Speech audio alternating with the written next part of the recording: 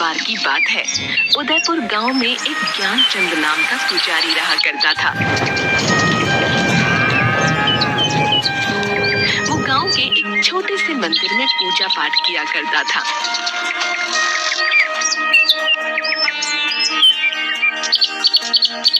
लेकिन ज्ञानचंद एक कपटी और लालची इंसान था। एक दिन गांव का सबसे धनी बनिया कुछ सोने की मोहरें और चांदी के सिक्के लेकर मंदिर आता है और ज्ञानचंद पुजारी से बोला, ये लीजिए पुजारी जी, आज भगवान के चरणों में देने के लिए कुछ दान लाया हूँ। अरे हाँ, क्यों नहीं। भगवान के चरणों में जो भी तुम सच्ची भावना से चढ़ाओगे उसका तुम्हें दुगना ही मिलेगा। हाँ। जिसके बाद वो धनी बनिया सोने की कुछ मोहरें और चांदी के कुछ सिक्के मंदिर की दान पेटी में डाल देता है। ये देखकर ज्ञानचंद पुजारी की आंखों में लालच आ जाता है। अरे बाबा, इतना सारा धन अगर ये मुझे मिल जाए तो मेरे तो मजे ही आ जाएंगे। हाँ बाबा, पूरी जिंदगी इस मंदिर का पुजारी बनकर नहीं गुजारनी पड़ेगी। हाँ। अच्छा पुजारी जी, अब मैं चलता हूँ। जिसके बाद वो वहां से चला जाता है। तभी ज्ञानचंद दान पात्र में से धन निकालकर एक पोटली में अपने घर ले जाता है।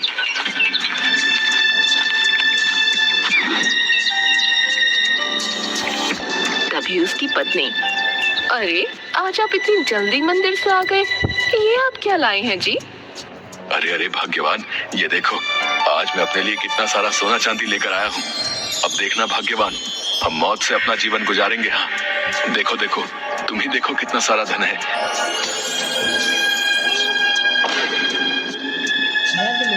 अच्छा, अब हम यहाँ और नहीं रह सकते, हमें यहाँ से जाना होगा। चलो यहाँ से। अरे ये क्या बोल रहे हैं आप? आखिर हम जाएंगे कहाँ? मेरी तो कुछ समझ नहीं आ रहा।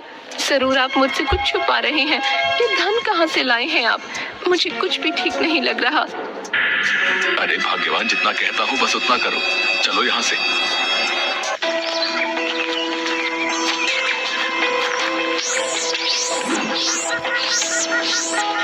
थोड़ी दूर चलने पर वो एक जंगल में पहुंचे, जहाँ उसे एक घास से बनी झोपड़ी दिखाई दी। अरे देखो भाग्यवान, वो सामने झोपड़ी है। चलो चलो, आज रात हम उस झोपड़ी में काट लेंगे, सुबह होते ही यहाँ से निकल जाएंगे। ठीक है जी, जैसा आप ठीक समझें। तभी दोनों उस झोपड़ी के अंदर जाते हैं। झोपड़ी में एक तरफ आग जल रही होती है और एक जगह कुछ जानवर की हड्डियां पड़ी होती हैं, जिसे देखकर ज्ञानचंद की पत्नी थोड़ी डर जाती है। देखिए जी, मुझे ये झोपड़ी सही नहीं लग रही। देखिए ना, यहाँ जानवर की हड्डियां भी बिखरी पड़ी हैं। नहीं नहीं, चलिए आप यहाँ से। अरे भाग्यवान, अब इतनी रात को हम आखिर कहाँ जाएंगे? भाग्यवान, कहीं ऐसा ना हो कोई हमसे हमारा ये धन छीन ले। नहीं नहीं, मैं ऐसे नहीं होने दे सकता। हमें आज रात यहीं रुकना होगा। अच्छा ठीक है जी, आप मेरी सुनते ही कब हैं, जैसा आप ठीक समझें।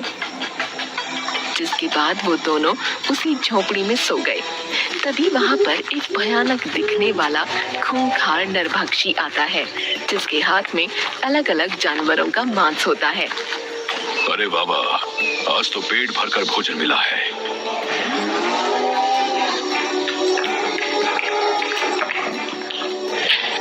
हाँ, आनंद आ गया। तभी उसे ज्ञानचंद पुजारी के सोने की आवाज सुनाई देती है, जो खर्राटे मार रहा होता है। अरे ये किसकी आवाजें आ रही हैं? कौन है यहाँ? तभी वो देखता है पुजारी और उसकी पत्नी उसकी झोपड़ी में जमीन पर सो रहे होते हैं। अरे बाबा, आखिरकार मेरे लिए नया भोजन आ ही गया। बहुत दिन हो गए किसी इंसान का मांस नहीं खाया, और अब नर और मादा दोनों इंसानों का मांस खाने को मिलेगा। वाह। ज्ञानचंद और उसकी पत्नी की नींद खुल जाती है। वो दोनों उस नरभक्षी को देखकर हैरान हो जाते हैं और बुरी तरह डर जाते हैं। मैं तुम दोनों को खा जाऊंगा। आज मेरे पेट को भरपूर शांति मिलेगी। हाँ, मैं खूंखार नरभक्षी हूँ, मुझे इंसान इंसानों का मांस खाने में बहुत मजा आता है। हाँ। अरे अरे, हमें छोड़ दो, जाने दो। हमें नहीं पता था ये तुम्हारी झोपड़ी है। हमें रुकने के लिए शरण चाहिए थी, इसलिए इस झोपड़ी में आ गए। छोड़ दो, हमें जाने दो। मैं एक मंदिर का पुजारी हूँ और पूर्ण रूप से शाकाहारी हूँ। कभी मांस को हाथ नहीं लगाया है। ऐसे में तुम्हें हमें खाने में बिल्कुल भी मजा नहीं आएगा। छोड़ दो, हमें जाने दो। क्या कहा? तुम शाकाहारी हो, इसलिए मैं तुम दोनों को नहीं खाऊंगा, लेकिन तुम्हें इसके बदले में मेरे लिए जंगल से जानवर का मांस लाना होगा। जाओ और जाकर मेरे लिए मांस लेकर आओ। मेरी भूख को शांत करो, जाओ, वरना मैं तुम्हें ही खा जाऊंगा। हाँ हाँ, क्यों नहीं, हम दोनों अभी जंगल जाते हैं और तुम्हारे लिए किसी जानवर का मांस लेकर आते हैं। नहीं, तुम दोनों नहीं जाओगे, सिर्फ तुम जाओगे। अगर तुम वापस मेरे लिए मांस लेकर नहीं आए तो तुम्हारी ये पत्नी मेरे पास यहीं मेरी झोपड़ी में रहेगी। अगर तुम जल्दी से मेरे लिए जानवर का मांस नहीं लेकर आए तो मैं तुम्हारी पत्नी को खा जाऊंगा, समझे? अब जाओ यहाँ से। राक्षस महाराज, ये आप क्या बोल रहे हैं? नहीं नहीं, आप मेरी पत्नी को नहीं खाइएगा। मैं अभी आपके लिए किसी जानवर का मांस लेकर आता हूँ। मैंने तो पहले ही कहा था कि झोपड़ी मुझे सही नहीं लग रही, लेकिन आपके धन पाने के लालच में हमें इतनी बड़ी मुसीबत में डाल दिया। अब इस नरभक्षी के लिए किसी जानवर का मांस लेकर जल्दी आइएगा, वरना ये नरभक्षी मुझे खा जाएगा। नहीं नहीं भाग्यवान, तुम चिंता मत करो, मैं जानवर का मांस लेकर जल्दी ही वापस आ जाऊंगा। जिसके बाद वो जंगल जाता है।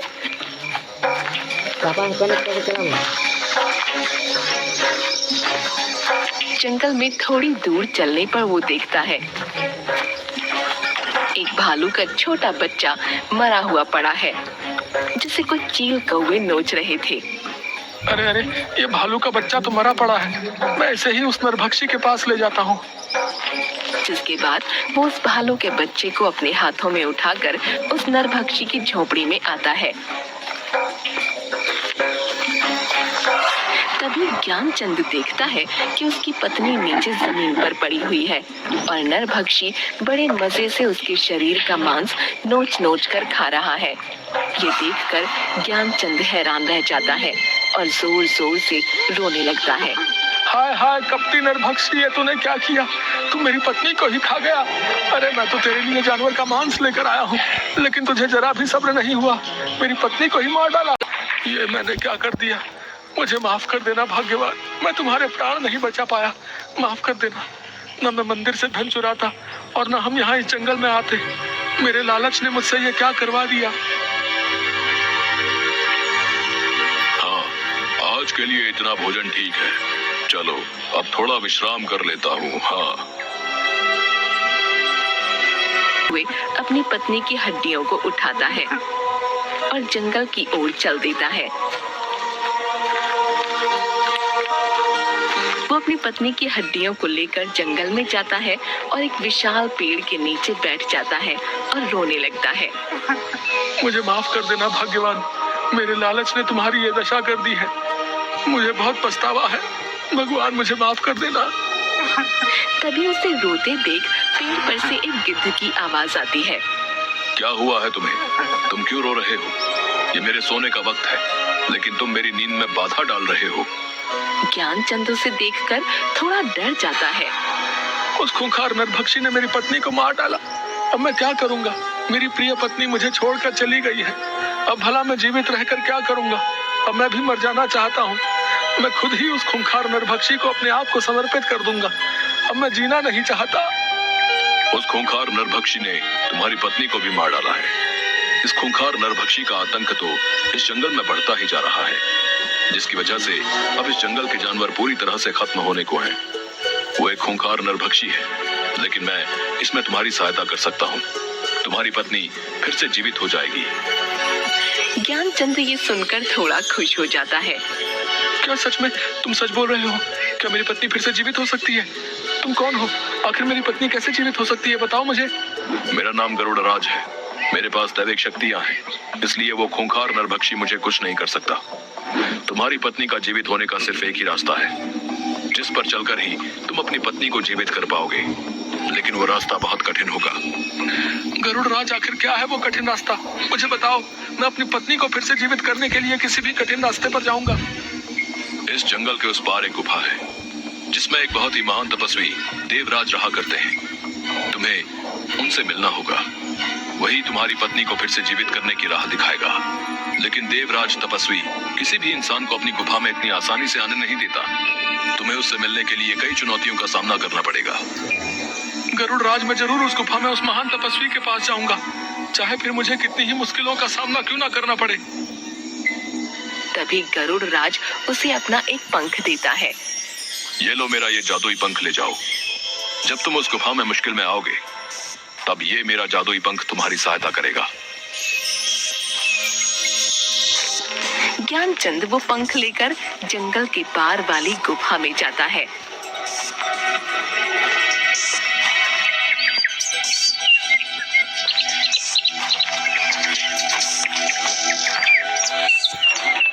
थोड़ी दूर गुफा में चलते ही एक विचित्र सा दिखने वाला लंगूर जानवर, जिसकी आंखें एकदम सुर्ख लाल होती हैं, उस पर झपट पड़ता है। अरे कौन हो तुम? मुझे छोड़ो, छोड़ दो मुझे। तपस्वी देवराज की इस गुफा में आने की तुम्हारी हिम्मत कैसे हुई? मैं तुम्हें जिंदा नहीं छोड़ूंगा। क्या तुम्हें नहीं पता यहाँ कोई इंसान नहीं आ सकता? नहीं, मुझे छोड़ दो, मैं बहुत मुश्किल में हूँ। मुझे यहाँ गरुड़ राज ने भेजा है। मुझे देवराज तपस्वी से मिलना ही होगा। मुझे आगे गुफा में जाने दो। ये सुनकर वो डरावना लंगूर उसे छोड़ देता है। ठीक है, मैं आगे देवराज तपस्वी से मिलने दूंगा, लेकिन इसके लिए तुम्हें एक चुनौती से गुजरना होगा। इस गुफा में आगे जाने के 2 रास्ते बताऊंगा। तुम्हें अपनी बुद्धि से सही रास्ता चुनना होगा, लेकिन याद रखना, अगर तुमने गलत रास्ता चुना तो तुम देवराज तपस्वी से कभी नहीं मिल पाओगे। ठीक है, मुझे आपकी ये चुनौती मंजूर है। जिसके बाद डरावना लंगूर अपनी आंखों की शक्ति से वहाँ 2 रास्ते बना देता है। एक रास्ते पर बहुत रोशनी होती है और दूसरे रास्ते पर बहुत अंधेरा, जिसमें सिर्फ आग की मशालें जल रही होती हैं। ये देखकर ज्ञानचंद सोच में पड़ जाता है। कुछ देर सोचने के बाद मैं अंधेरे का रास्ता ही चुनूंगा, क्योंकि अंधेरे के बाद ही जीवन में उजाला होता है और मुझे अपने जीवन में उजाला करने के लिए अपनी पत्नी को जीवित करना है। मुझे देवराज तपस्वी इसी अंधेरी राह पर मिलेंगे। डरावना लंगूर ये सुनकर थोड़ा खुश हो जाता है। बहुत अच्छा जवाब दिया तुमने। तुम्हारी राह इसी अंधेरे रास्ते से होती हुई उजाले की ओर जाती है। तुम्हें ऐसे ही अपनी बुद्धि और विवेक का इस्तेमाल करना होगा। अब तुम जाओ। ज्ञानचंद अंधेरे रास्ते की ओर बढ़ता है। तभी थोड़ी दूर पर वो देखता है एक बहुत बड़ी शिला दिख रही है। ये क्या? गुफा में आगे जाने का तो कोई रास्ता ही नहीं दिखाई दे रहा। वो उस शिला के पास जाता है। इतनी बड़ी शिला, आखिर इसका क्या मतलब हो सकता है? लगता है शिला के उस पार ही मुझे देवराज तपस्वी से मिलने का रास्ता मिलेगा। तभी ज्ञानचंद उस शिला को हटाने की बहुत कोशिश करता है, लेकिन वो अपनी जगह से टस से मस नहीं होती। तभी उसे शिला के उस पार एक आवाज सुनाई देती है। कौन हो तुम और क्यों इस शिला को हटाने की कोशिश कर रहे हो? क्या तुम जानते नहीं, ये गुफा देवराज तपस्वी की है। यहाँ किसी भी इंसान का आना मना है। फिर तुम क्यों आए हो? मैं बहुत ही मुसीबत में हूँ। मुझे यहाँ गरुड़ राज ने भेजा है। मुझे देवराज महान तपस्वी से मिलना है। उनसे मिले बिना मैं यहाँ से नहीं जाऊंगा। तुम्हें गरुड़ राज ने भेजा है, इसका तुम्हें प्रमाण देना होगा। तुम्हें एक चुनौती का सामना करना होगा, तभी तुम इस शिला के पार आ सकते हो। मुझे आपकी चुनौती मंजूर है। क्या करना होगा मुझे बताओ। इस शिला को खोलने की चाबी का पता तुम्हें अपनी बुद्धि से लगाना होगा, तभी तुम इस शिला के अंदर आ पाओगे। ज्ञानचंद ये सुनकर सोच में पड़ जाता है और कुछ देर सोचने के बाद वो देखता है कि शिला पर अचानक से एक निशान दिखने लगता है, जो बिल्कुल गरुड़ राज के दिए पंख की तरह होता है, जो कि ज्ञानचंद के पास होता है। वो उस पंख को अपने हाथ में लेता है। अच्छा, तो इस शिला की चाबी ये पंख ही है, क्योंकि इस शिला पर दिखाई दे रहा ये निशान गरुड़ राज के पंख की तरह है। जैसे ही ज्ञानचंद उस पंख को शिला पर रखता है, वो पंख उस शिला में समा जाता है और शिला का द्वार खुल जाता है। ज्ञानचंद उस शिला की गुफा के अंदर जाता है और देखता है कि देवराज तपस्वी एक स्थान पर अपनी ध्यान मुद्रा में बैठे हुए हैं और ओम का उच्चारण कर रहे हैं। ओम ओम ओम ओम। तभी ज्ञानचंद उसके पास जाता है। हे महान तपस्वी देवराज, आंखें खोलिए। मुझे आपकी सहायता की आवश्यकता है।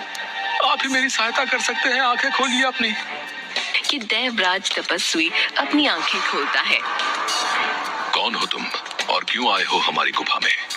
यहाँ हम अपनी ध्यान मुद्रा में रहते हैं, इसलिए किसी भी इंसान का यहाँ आना वर्जित है। लेकिन तुम यहाँ इतनी चुनौतियों का सामना करके आए हो, तो हम तुम्हारी सहायता अवश्य करेंगे। बताओ हमें, हम तुम्हारी क्या सहायता कर सकते हैं? मैं एक मंदिर का पुजारी था, लेकिन अपने लालच के कारण एक दिन उस मंदिर से कुछ सोना चांदी चुराकर अपनी पत्नी के साथ इस गुफा के पार वाले जंगल में आ गया। लेकिन वहां हमारा सामना खूंखार नरभक्षी से हुआ और उसने मेरी पत्नी को ही अपना शिकार बना लिया। वो खूंखार नरभक्षी एक एक करके सभी जंगल के जानवरों को अपना शिकार बना रहा है। मैं अपनी पत्नी को दोबारा से जीवित करना चाहता हूँ। मेरी पत्नी की जान मेरे ही लालच के कारण गई है, इसलिए मैं अपनी पत्नी को फिर से जीवित करना चाहता हूँ। अब आप ही मेरी सहायता कीजिए देवराज। दुष्ट व्यक्ति, तुमने अपने लालच के कारण अपनी पत्नी को गवा दिया है। मैं तुम्हारी सहायता नहीं करूंगा। जाओ यहाँ से। ज्ञानचंद ये सुनकर तपस्वी के पैरों में गिर पड़ता है। नहीं नहीं देवराज, ऐसा मत बोलिए। आप एक महान तपस्वी हैं, मैं जानता हूँ। मुझे लालच नहीं करना चाहिए था, लेकिन अब मैं अपनी पत्नी को फिर से जीवित करना चाहता हूँ। मेरी सहायता कीजिए। ज्ञानचंद की ये बातें सुनकर अच्छा तो ठीक है, मैं तुम्हारी सहायता अवश्य करूंगा, लेकिन इससे पहले तुम्हें मेरे 2 सवालों का उत्तर देना होगा। तुम्हारे दूसरे उत्तर में ही तुम्हें वो वस्तु मिलेगी जिससे तुम अपनी पत्नी को दोबारा जीवित कर सकते हो, और उस खूंखार नरभक्षी का विनाश भी उसी से होगा। इसलिए तुम्हें अपनी बुद्धि और विवेक का उपयोग करके ही दोनों उत्तर देने होंगे। अगर कोई भी उत्तर गलत हुआ तो हम तुम्हारी सहायता नहीं करेंगे। तुम्हें यहाँ से खाली हाथ ही जाना होगा। नहीं नहीं तपस्वी देव, मैं यहाँ से खाली हाथ नहीं जाना चाहता। मैं आपके दोनों सवालों का सही उत्तर देने की जरूर कोशिश करूंगा। तो बताओ, तुम्हारा पहला प्रश्न है, इस संसार में मनुष्य के जीवन में भाग्य बड़ा है या बुद्धि? ज्ञानचंद ये सुनकर थोड़ा सोच में पड़ जाता है। आपके इस प्रश्न का उत्तर बुद्धि है देवराज तपस्वी, क्योंकि मनुष्य के जीवन में बुद्धि ही वो मार्ग है जिस पर चलकर भाग्य को बदला जा सकता है। भाग्य कभी भी बुद्धि को नहीं बदल सकता है, लेकिन बुद्धि में वो गुण होते हैं कि वो भाग्य को बना और बिगाड़ सके। इसलिए भाग्य और बुद्धि में बुद्धि ही बड़ी है। बहुत ही उत्तम, तुमने बिल्कुल सही उत्तर दिया है। मनुष्य अपनी बुद्धि से ही कुछ भी हासिल कर सकता है। भाग्य का मार्ग बुद्धि के मार्ग के आगे छोटा होता है। अब तुम्हें अपने दूसरे प्रश्न का उत्तर देना होगा। यह प्रश्न तुम्हारे लिए बहुत महत्वपूर्ण है और कठिन भी। अगर तुमने इसका सही उत्तर नहीं दिया तो तुम्हें यहाँ से खाली हाथ ही लौटना होगा।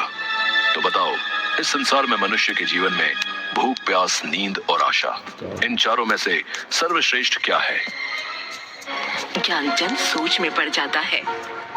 आपके दूसरे प्रश्न का उत्तर आशा है देवराज, क्योंकि आशा अर्थात उम्मीद पर ही ये संसार टिका हुआ है।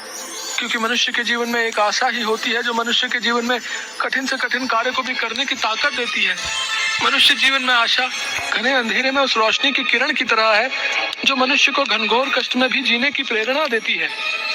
वाह, बहुत ही उत्तम उत्तर। तुम्हारा ये उत्तर भी बिल्कुल सही है। मैं तुमसे बहुत खुश हुआ। तुम्हारी बुद्धि ने मुझे प्रभावित किया, इसलिए मैं तुम्हारी सहायता अवश्य करूंगा। तभी तपस्वी उसे एक जल से भरा अपना लोटा देते हैं। ये लो, ये अमृत ही तुम्हारी सहायता करेगा। इसे उस नरभक्षी की आंखों में डाल देना और इसकी कुछ बूंदें अपनी पत्नी की हड्डियों पर डाल देना, जिससे तुम्हारी पत्नी जीवित हो जाएगी। ज्ञानचंद वो अमृत अपने हाथों में ले लेता है। आपका बहुत बहुत धन्यवाद तपस्वी देवराज। अब मैं इस अमृत से अपनी पत्नी को दोबारा जीवित कर पाऊंगा और उस नरभक्षी का अंत भी। जाओ, तुम्हारा कल्याण होगा।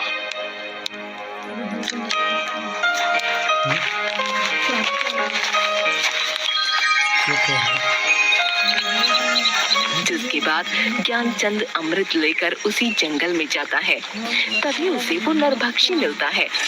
नरभक्षी ज्ञानचंद के हाथ में वो अमृत का लोटा देख लेता है।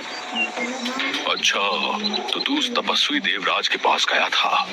उसने ही तुझे मेरे अंत का रास्ता बताया होगा, लेकिन मैं ऐसा नहीं होने दूंगा। मैं तेरे सामने ही नहीं आऊंगा तो तू मेरी आंखों पर यह अमृत भी नहीं डाल पाएगा। लेकिन मैं तुझे जिंदा नहीं छोड़ूंगा। हाँ, मैं तुझे भी खा जाऊंगा। और नरभक्षी ज्ञानचंद को अपने दांतों से उसकी गर्दन से पकड़ लेता है। तभी वहाँ गरुड़ राज पेड़ से खूंखार नरभक्षी के ऊपर छलांग मारता है और नरभक्षी ज्ञानचंद की गर्दन को छोड़ देता है। ये तूने अच्छा नहीं किया गरुड़, मैं तुझे भी जिंदा नहीं छोड़ूंगा। आज तुम दोनों को खाकर ही मैं अपनी भूख मिटाऊंगा। हाँ, कि तभी अचानक से ज्ञानचंद अपने हाथ में उपस्थित अमृत खूंखार नरभक्षी की आंखों में डाल देता है। अमृत डालते ही वो नरभक्षी जोर जोर से चिल्लाने लगता है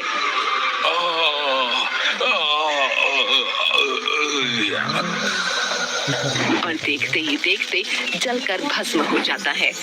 जिसके बाद ज्ञानचंद और गरुड़ की आंखों में थोड़ी खुशी दिखाई देती है। नरभक्षी का तुमने अंत कर दिया है। वाकई तुम बहुत बहादुर निकले। अब जाओ और अपनी पत्नी की हड्डियों पर इस अमृत की बूंदें डाल दो। जिसके बाद ज्ञानचंद अपनी पत्नी की हड्डियों पर उस अमृत को डाल देता है। जिसके बाद उसकी पत्नी दोबारा जीवित हो जाती है, जिसे देखकर ज्ञानचंद खुश हो जाता है। आखिर तुम फिर से जीवित हो ही गई भाग्यवान। तुम मेरे पास दोबारा लौट आई हो। मेरे लिए इससे बढ़कर और कुछ भी नहीं। लेकिन ये सब कैसे हुआ जी? मुझे तो उस खूंखार नरभक्षी ने मार डाला था, फिर ये सब कैसे हुआ? जिसके बाद ज्ञानचंद अपनी पत्नी को सारी बात बताता है। आप तो सच में एक बहादुर इंसान निकले जी। आपने लालच में जो पाप किया था उसकी सजा आपको इस रूप में मिली जी। आपके लालच ने मुझे सदैव के लिए आपसे दूर कर दिया था, लेकिन आपके पश्चाताप पर मुझे दोबारा जीवित करने की इच्छा ने मुझे फिर से